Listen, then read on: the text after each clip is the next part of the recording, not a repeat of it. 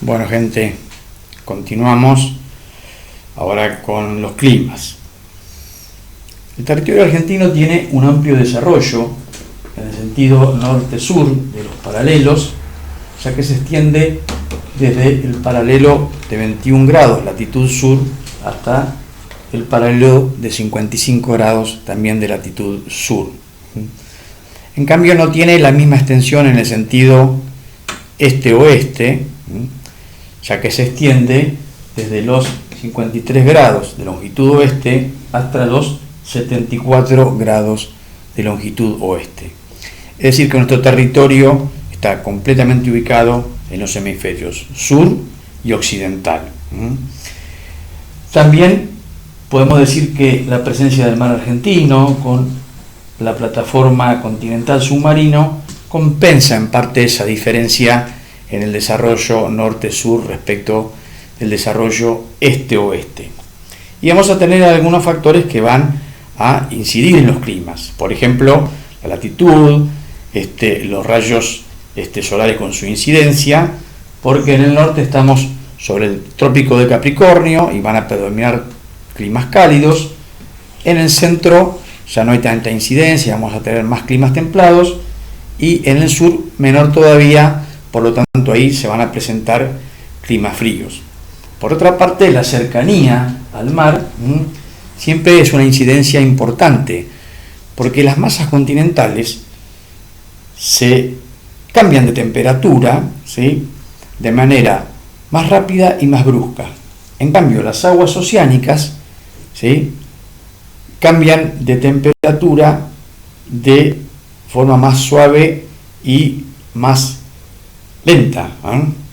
Bien, por lo tanto, los sectores que están cerca del mar no solo que tienen mayor humedad y más precipitaciones, sino que la amplitud térmica es menor. Por ejemplo, en la costa y la pampa húmeda tenemos una amplitud mucho menor. La amplitud térmica es la diferencia entre las máximas y las mínimas por día, por mes, por año. En cambio, hacia el centro tenemos amplitudes térmicas más pronunciadas. Bien,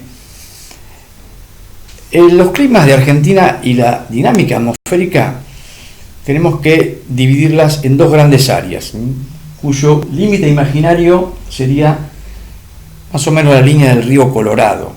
Entonces tenemos en el sector norte, digamos, un área, y en el sector sur otro área. Y vamos a ver cómo es la incidencia de los vientos o de las grandes masas de aire.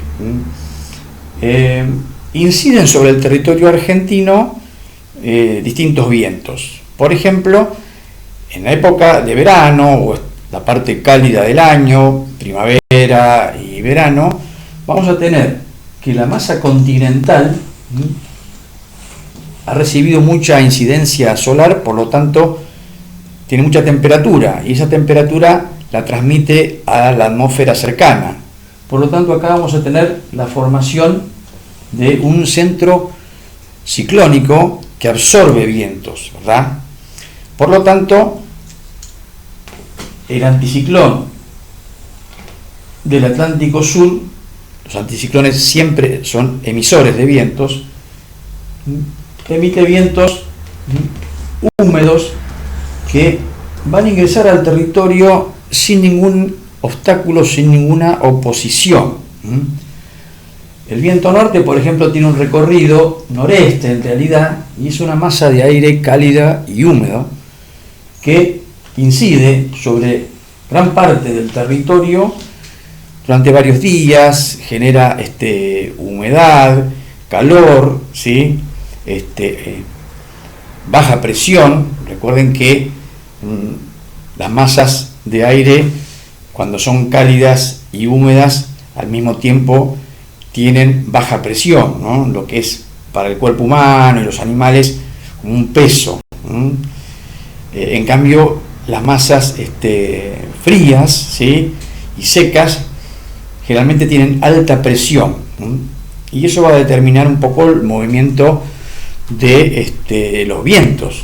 Entonces les decía, el viento norte se instala con su masa de aire cálida y húmeda por unos cuantos días hasta que en algún momento es contrarrestado por otra masa de aire que llega desde el sudoeste, porque se origina en el anticiclón del Pacífico Sur, que es el viento pampero. Entonces se va a dar un encuentro de esas dos masas de aire de la siguiente manera. Primero está el viento norte, luego el viento pampero, que es frío y seco, comienza a empujar, y recuerden que por una ley física, ¿sí?, los gases, cuanto más temperatura tienen, más se elevan, ¿no? Y el aire es un gas, y cuanto menos temperatura tienen, tienden a descender. Por lo tanto, el pampero primero va empujando y luego se coloca por debajo de la masa de aire cálida y húmeda del viento norte, la obliga en un momento a elevarse, ¿sí?, por su propia fuerza. Entonces esa masa de aire cálida y húmeda del viento norte, esas microgotas de humedad comienzan a condensarse y a ser cada vez gotas más grandes, que por el propio peso luego precipitan, o sea, generan lluvia o granizo en algunas ocasiones. ¿Y qué va a ocurrir entonces? Ese primer momento vamos a tener cuando llega el pampero, se le llama el pampero sucio porque mueve tierras, hojas, polvo, arena y demás. Luego se produce el momento de las precipitaciones, lluvias, ¿no?, el cielo cubierto, gran humedad, ¿verdad? Y posteriormente el pampero sigue empujando a la masa del viento norte hacia el norte del territorio o a países limítrofes, por lo tanto limpia de nubes, el cielo se despeja, ¿sí?, baja la temperatura y sube la presión atmosférica, por eso son días más frescos, pero el cielo diáfano, celeste, lo que se llama el pampero limpio, ¿no? Lo que comúnmente en la meteorología hablan de buen tiempo, entre comillas. Bien, eso se va a dar de esa manera principalmente en el verano, ¿verdad? También incide la sudestada en ciertos momentos del año, que es un viento, ¿no?, frío y húmedo que llega también del anticiclón del Pacífico Sur e ingresa en sentido sudeste, acompañado de lloviznas y lluvias, lo cual genera una baja sensación térmica. Las lluvias no son cuantiosas, pero tienen un efecto negativo sobre los ríos que forman la cuenca del Plata. ¿Por qué? Porque esa fuerza del viento es como un gran ventilador que les impide el drenaje natural a esos ríos. Por lo tanto, las aguas frenadas comienzan a acumularse y suben, lo cual va a generar desbordes e inundaciones, ¿no? Mucho más cuando esa sudestada trae una lluvia de por lo menos una cantidad mediana de milímetros. Bien, eso se va a dar durante el verano. Durante el invierno la situación cambia, porque la masa continental se enfrió, entonces transmite ese frío a la atmósfera cercana, y acá se va a ubicar un centro anticiclónico que emite vientos, ¿sí?, desde el centro del continente hacia las costas. Entonces los vientos húmedos que llegan del anticiclón del Atlántico Sur, cargados de humedad, se encuentran con una oposición, una fuerza de los otros vientos que van a producir un choque. Por lo tanto, en ese momento, la humedad y las precipitaciones se van a dar principalmente en el noreste, en la costa, vamos, y parte del territorio pampeano, y también, ¿sí?, en las costas patagónicas. Bien, eso decíamos al norte del río Colorado. Al sur del río Colorado las condiciones son distintas absolutamente. Por acá vamos a tener la influencia de los vientos que llegan desde el anticiclón del Pacífico Sur. Por ejemplo, el viento sonda es un viento frío y húmedo que llega del Pacífico Sur, ingresa al continente y se encuentra con tremenda mole que es la cordillera de los Andes. Entonces eso lo obliga a elevarse, y cuando se eleva la humedad se condensa y precipita mucho en forma de lluvias y nieves del lado chileno.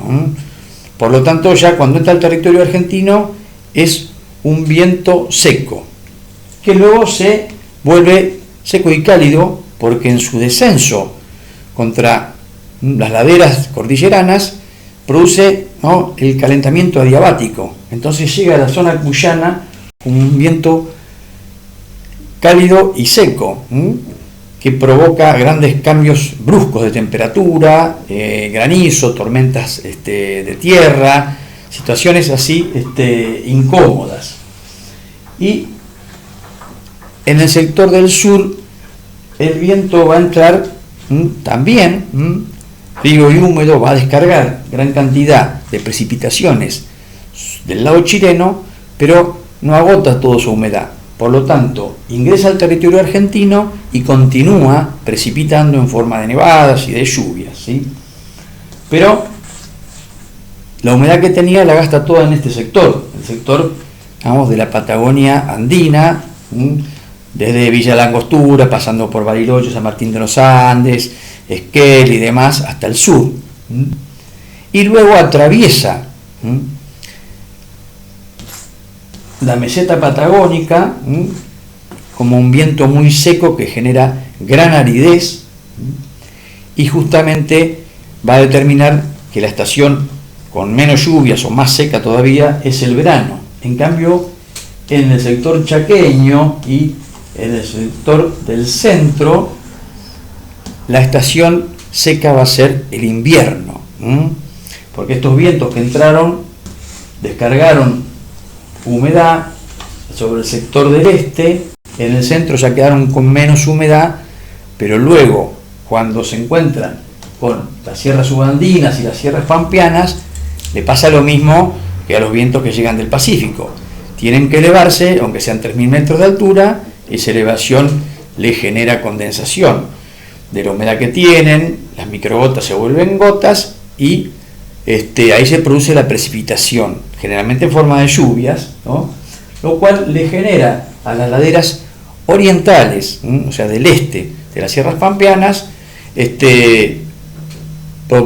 más vegetación, inclusive más posibilidad para los cultivos. Entonces teníamos distintos tipos y variedades de climas en el norte, otros en el centro y otros en el sur. Bueno, vamos a continuar en el próximo tramo.